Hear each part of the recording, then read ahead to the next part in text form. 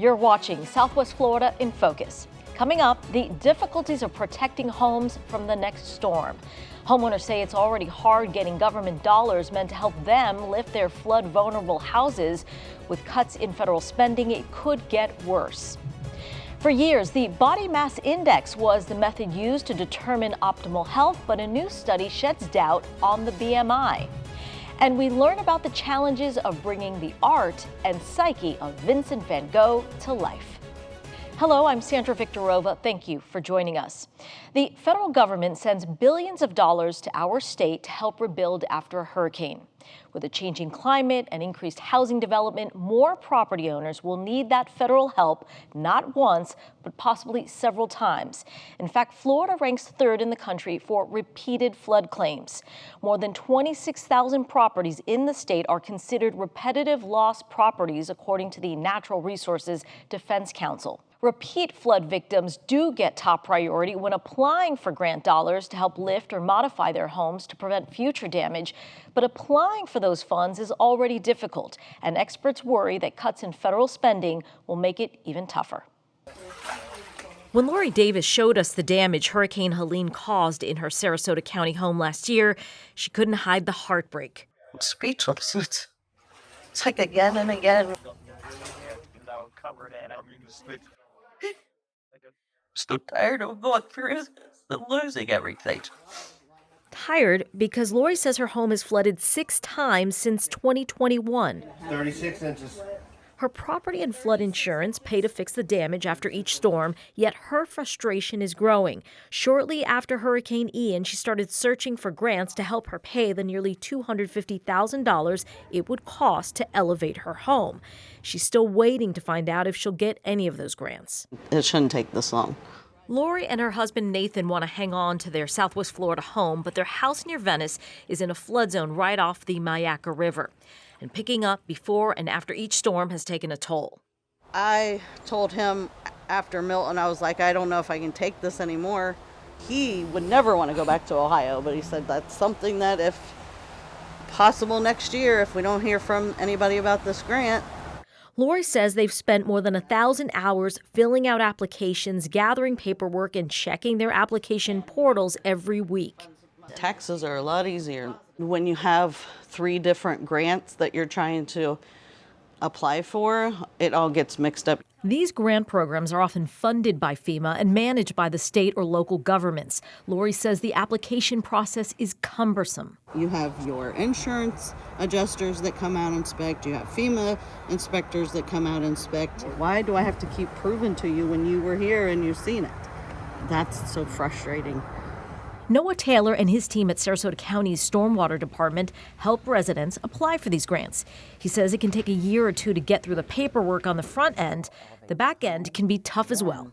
You have to submit receipts and progress reports throughout the entire thing, and FEMA and the state will nickel and dime every single thing. So if you're using aluminum nails versus steel nails, they're going to want to know why. Taylor says few people apply because of financial barriers. They'll need some money up front. Because it's a reimbursement program.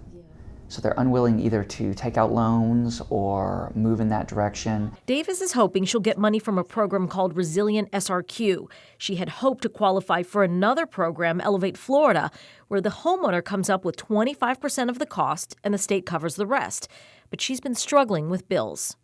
We are waiting for FEMA to reimburse us for everything that we have lost and submitted 9 months ago, and that's the money we're using to pay for this because we work just to survive. Taylor says there are homeowners like Lori that could benefit from federal dollars in Sarasota County. We went from a little over 300 repetitive loss structures last year. Since the storms, we now have 500 more. Despite the need, Taylor doesn't know what the future funding of these grant programs will be. The Trump administration is cutting billions out of the federal budget, including at FEMA. What is the future of those programs? Very uncertain, I think, to put it mildly. Ethan Fry is with the Florida Policy Institute, a nonprofit that researches the economic impact of state measures and budgets on Floridians. He said there is uncertainty about programs like Elevate Florida. Funding right now came through FEMA's Hazard Grant Mitigation Program. Right. And so the administration announced that they no longer want to provide funding through that funding source. While Lori supports cuts to the federal government and a more efficient FEMA, she says this grant would change her family's life and she could finally stop worrying about every storm. You stack up the cinder blocks outside, you get sandbags. We have all of that prepared. It's just, where are we going to go?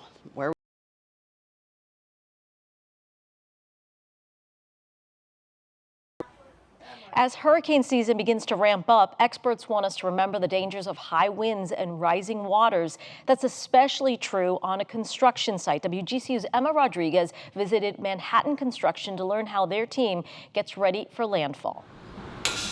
Southwest Florida's growing population means there's always a construction project happening. And because our region is so vulnerable to storms, companies like Manhattan Construction have to react to warnings days before the rest of us. Dean Ramone, Manhattan's safety manager for the region, says hurricanes can do more than just set back costly projects. Not only damage done to a building, damage done to potential projectiles that might leave the job site and hit other neighbors or whatever it is around the neighborhood of what we're building. Ahead of a hurricane, materials and garbage that can become airborne are secured or stored at an indoor warehouse. Equipment is removed from sites, which did not happen in the case of Charlotte County Sunseeker during Hurricane Ian, when a crane crashed directly into the building. Manhattan's hurricane plan has 4 phases, which starts by notifying clients and employees of a projected storm. In Phase 2, production slows down if landfall may be close to the area. Manhattan also takes photos of projects before landfall to reference after the storm when checking for damage. In Phase 3, about 72 hours before the storm, work comes to a screeching halt. Production stops. No deliveries, no nothing. No one's allowed to put a nail in a 2x4. The 4th and final phase, starting 48 hours before landfall, has workers depowering sites, securing projectiles, and going home to prepare with their families. Manhattan says employee safety gets priority over project timelines. We will shut jobs down earlier than some, just to make sure that folks not only aren't working in unsafe conditions, but they can go home and make their homes hurricane safe or safely get out of the area if there's a need to evacuate. Bryant added that every storm has been a learning experience for the company. In the case of Ian, Manhattan Southwest Florida procured materials from other regions to help repair damage to projects. Project Superintendent Paul Schmid says the company's construction standards help prevent major damage or delays. You can see our structure is a fully concrete structure with reinforced masonry on the exterior, and it's going to withstand pretty much any storm that we're going to get.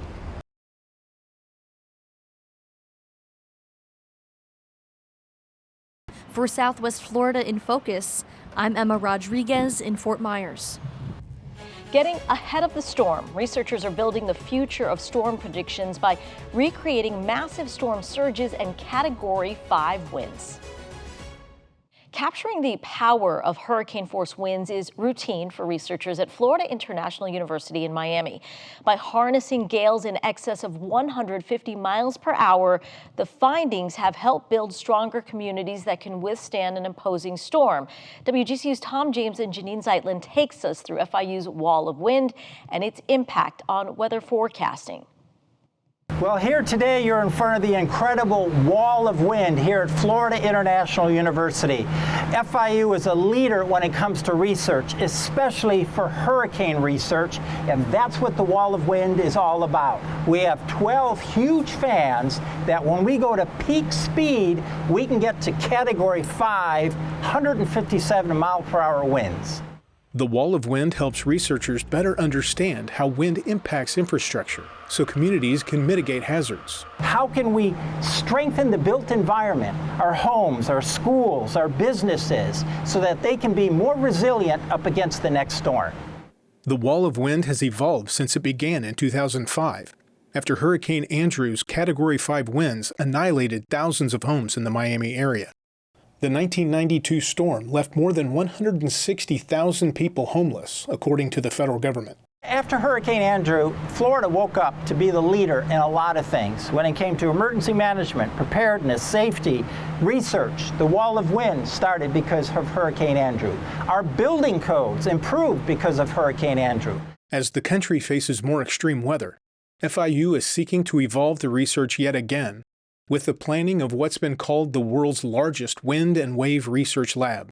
The National Science Foundation awarded a $12.8 million design grant to an FIU-led team that includes universities across the nation and a wind tunnel company. There is no other system out there right now that'll be this big, this powerful, and bring in hazards of wind and storm surge under one roof. So it will be a one-of-a-kind, very unique research facility. According to the National Oceanic and Atmospheric Administration, storm surge typically causes the most devastation during hurricanes.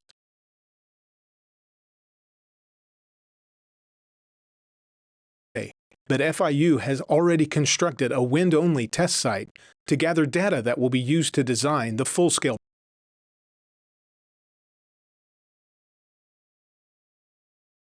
ahead of time and building codes. We have the strongest ones in Florida today, but we need better building codes across the nation. So our research will help enhance and push the messaging, stronger building codes, so there's less damage from those future storms. To learn more about the future of storm research, we're joined by one of the investigators for the Future Niche facility, Dr. Navid Tavildari, an associate professor in the Department of Civil and Environmental Engineering at Florida International University. Dr. Tavildari, welcome. Thank you so much for having me, Sandra. So I know you're essentially trying to mimic the impact that Mother Nature has like never before, creating, incredibly powerful storm surge combined with incredibly powerful winds. We all see the destruction after these hurricanes, but so help us to understand, why is this so important to combine these powerful forces? What are the tangible results you think you're going to get out of this research? Essentially, we want to represent or simulate what happens in reality. Right? We want to simulate the hurricane hazard impacting our coastal buildings, for example. And we know wave and surge and wind hazard happen at the same time. But traditionally, we have looked at these hazards separately. In niche, we are trying to, we hope, to represent what actually happens during a hurricane event. To be able to represent what actually happens in the nature, we have to be able to simulate category 5 hurricane winds. We have to be able to simulate very large waves and surge at the same time, and only very large facilities can accommodate such capabilities. So we are hoping to, in the niche facility, we are hoping to simulate these events at or very close to full scale, or what we expect to happen in reality.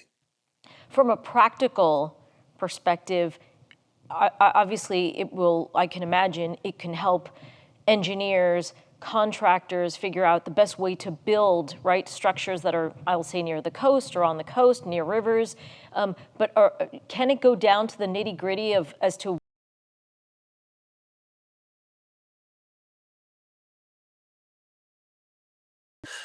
justification for having these facilities, because it requires a large investment from taxpayers to construct these facilities, but it's important to look at the benefit cost ratio. A lot of the research that has been done in, for example, hurricane wind research has delivered 10-to-1 benefit cost ratio, meaning by updating the building codes, we have prevented nearly 5.6 or excess of $5.6 billion in damage.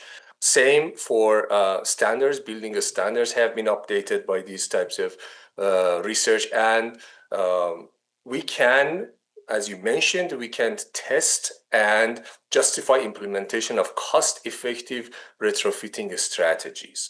So how, for example, different building materials or different structural mitigation strategies will perform under such intense wind and wave action will pave the way for implementation into practice in the future. Dr. Tavildari, we so appreciate your time. Thank you very much. Absolutely. It was a pleasure. Thank you so much. For years, people have used body mass index to figure out if someone is obese or if their weight is healthy relative to their height. By the late 1990s, the World Health Organization adopted BMI as a primary screening tool to forecast health risks. However, a new study by the University of Florida finds that BMI is deeply flawed and that there are much better ways to help predict future health concerns. To learn more about the study's findings, we are joined now by Dr. Arch Manus, a professor and vice chair for research in the Department of Community Health and Family Medicine at UF. Thank you for joining us, Dr. Manus. Thanks. I appreciate the opportunity. So let's start with this. What exactly does BMI tell us, and why, or what does your research say about why that system might be flawed?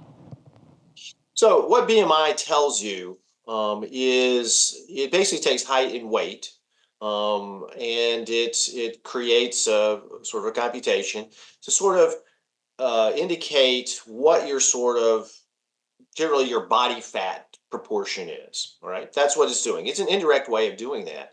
We have other ways too, whether it's waist to height ratio, whether it's waist to hip ratio, but it's a pretty easy, quick way to do that.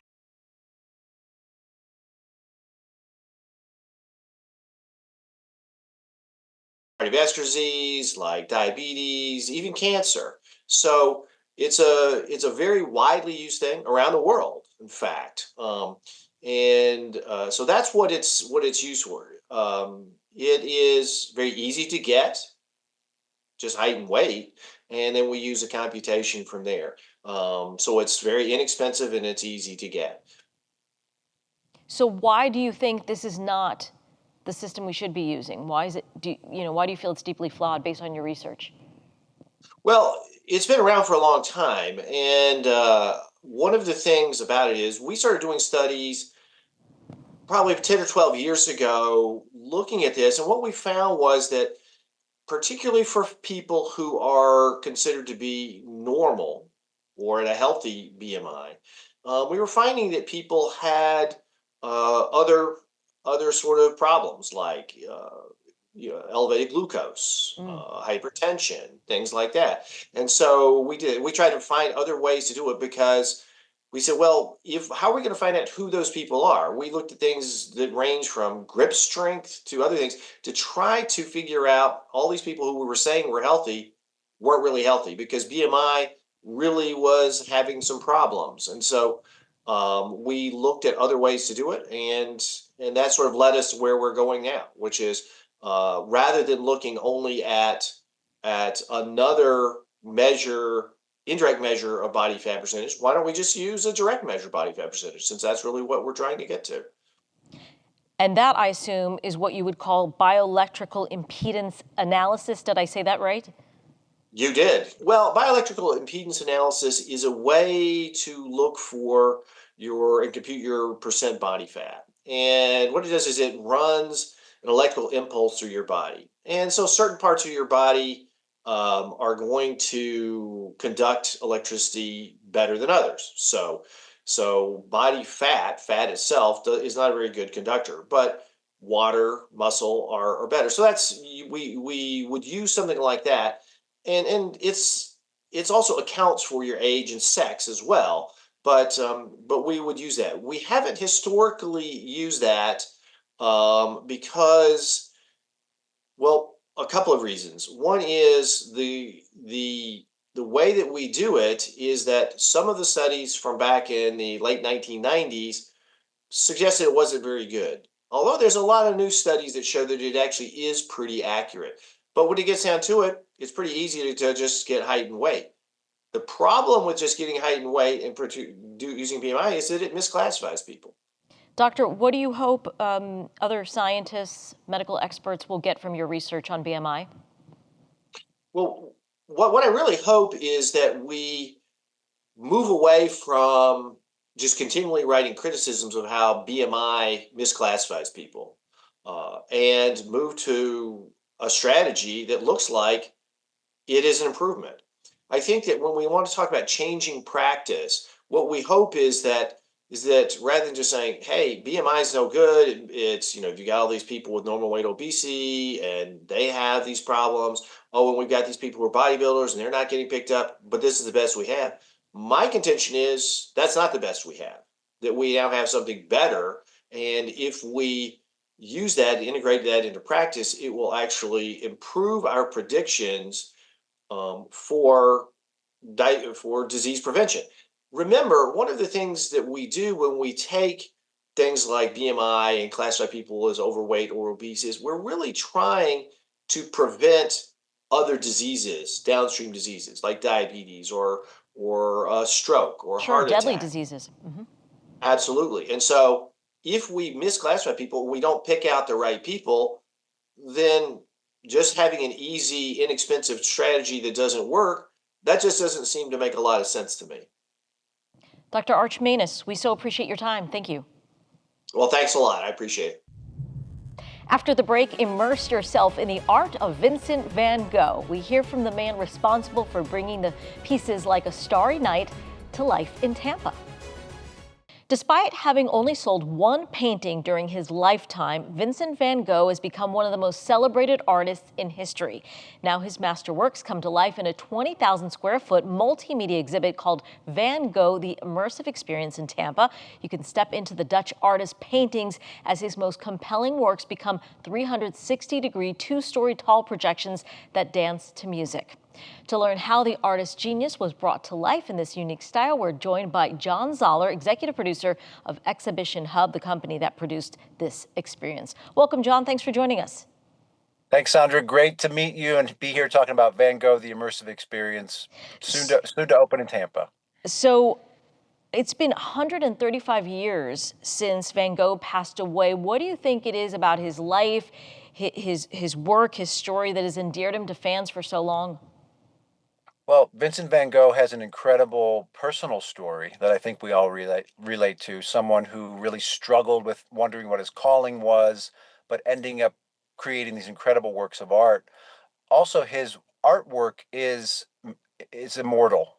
It creates incredible illustrative concepts that we can understand, but delivers them in an emotional way that we can also relate to. It's what gives his work this everlasting appeal to all of us around the world. Tell me about the challenges of taking art and making it this multimedia experience. Like, how do you do it? It is definitely a labor of love. It's certainly very intensive. We have over 400 works of Van Gogh's featured throughout the experience. So what we have to do is we have to storyboard out frame by frame what each of these paintings is going to represent throughout the storytelling of the immersive experience, which really is an incredible emotional journey. In the full immersion experience, you're completely surrounded by Van Gogh's immortal works, such as Starry Night. And in that final part of the experience, we talk about Van Gogh's mental state, where you sort of experience and empathize with the artist through his struggles as an artist. But really what we find is that Van Gogh did connect with the world by creating these beautiful works of art that live on today. Well, you mentioned his mental state and his struggle with his mental health. Is there sort of a message you hope to convey in tapping into that part of his life? Well, I think with Van Gogh, one of the things that I think about as someone who has been able to work with his artworks to such a degree, I think about what tools are available today to help us understand the mental state of someone and how people can get help. And I sometimes I really wish that he had had that same access to care. He might have lived much longer and created so many more incredible works. Another thing that I think is important for all of us is to say, we all have these struggles within us. How can we best address them? Because what Van Gogh did was he recognized the pain that he was feeling. And he said, what I'm going to do instead of acting out on this pain is I'm going to channel it into beautiful works of art, which is, again, what we now have to remember him by. And for more information on Van Gogh, the immersive experience, you can head to vangoghexpo.com. Mr. Zoller, thank you so much for your time. Thank you, Sandra. Really enjoyed it. Thank you. Next week, a preview of a new Ken Burns documentary that dives into the American Revolution and the role Florida played in the War for Independence.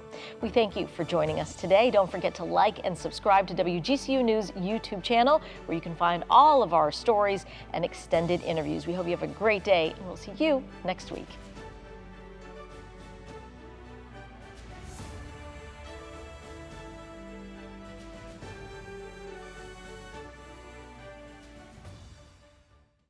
Thanks for watching. We've got more great content for you, from news to the arts to the environment. So be sure to like and subscribe to WGCU's YouTube channel and follow us on our social media platforms for the stories that matter to you.